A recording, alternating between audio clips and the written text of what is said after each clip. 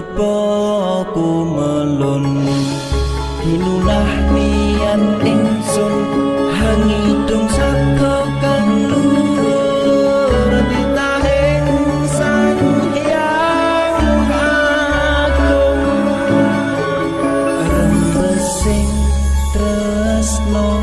tondo luhing netra